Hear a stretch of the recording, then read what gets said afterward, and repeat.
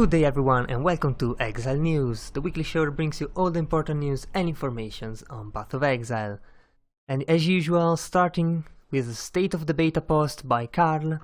First thing is a patch that's going to come in the next couple of weeks on the beta realm, and it's going to add new areas, new monsters, new boss encounters, so it's going to be really great.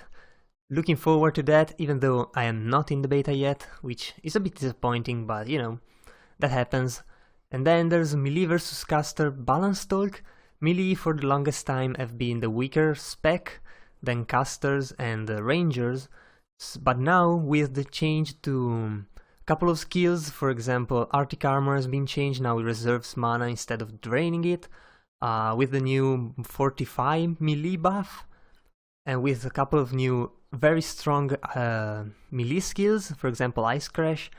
Melees are in a really good position, however casters have been deprived of many of their own old defenses, so this is something GG is actively looking into, and we can see, for example, the Mind Over Matter keystone has been moved right next to the Witch, because Eldritch Battery is somewhat useless with it now, so they can allow those keystones to be near each other, while previously Mind Over Matter used to be all the way down here, right down from the Duelist, where now there is Iron Reflexes. But anyway, the beta is still on track, and it's going to be going for at least one more month, hoping for the early July release. And last thing is, the big leagues are currently being tested, with Neon leading the Standard League and Chris himself leading the Arcor Leagues. No more info are available yet, but we are going to have some news as usual the closer we get to the actual release. And as you can see, a teaser for the upcoming Act 4 content has also been released. And by a teaser, it's only a screenshot, but you can see it's a boss fight. You can see the boss over here. If you follow some of the random bits of information you can find around, like on the forums or on Reddit, you might recognize who this boss is. But anyway, it's looking really sick at the moment. These balls look like kind of ball lightning revised with another skin. Books. These might be monsters, I don't know yet, they might be some part of the boss fight. Still, it's looking pretty good. And also, a Divination card update has been made, so right after the Divination submission page was opened, at least 75 players submitted their own, which according to Chris is also around half of the actual Highgate supporter pack buyers. And many of those cards have already been approved. We can see a couple of examples, like the 3 Faces in the Dark, which gives 3 Chaos Orbs, has its own flavor text, has its own art. I gotta admit, the old art of the card is pretty damn good. Also confirmed that the cards occupy just 1 slot each of your inventory, so you will not get cobbled by them, hopefully, although there will be so many cards that you will probably need a stash tab just for those.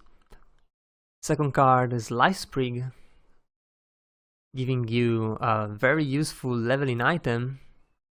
And a third card, Lantador's Lost Love. This card gives you a rare Chuston Ring. It's also a very sad card, as there is the background story for this card lying around. I'll probably put a link in the description below so you guys can read it.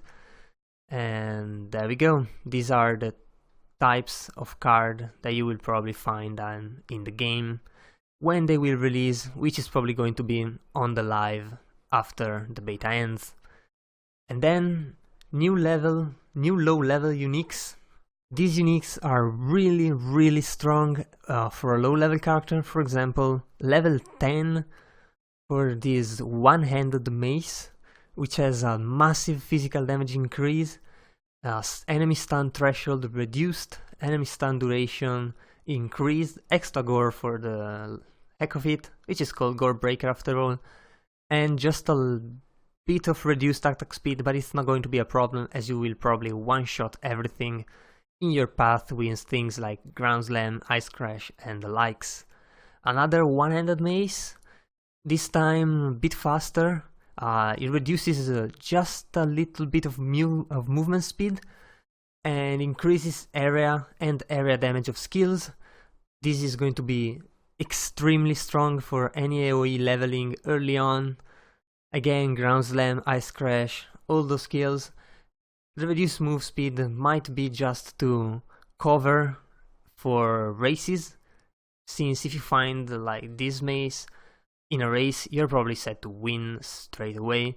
And then a sword, this time level 28, not so low level already, but yeah, level 30 is still kind of low level, and as level 1 multi-strike included in the sword, so along with other good stats of course, high physical, attack speed, chance to avoid being stunned, and recovery, increased recovery from stun, so really good early level uniques, which are going to grant an extremely fluid and fast leveling if you're going with a physical alt character, and couple these with the usual Crest of Perandus, and you're going to be pretty much set for a while.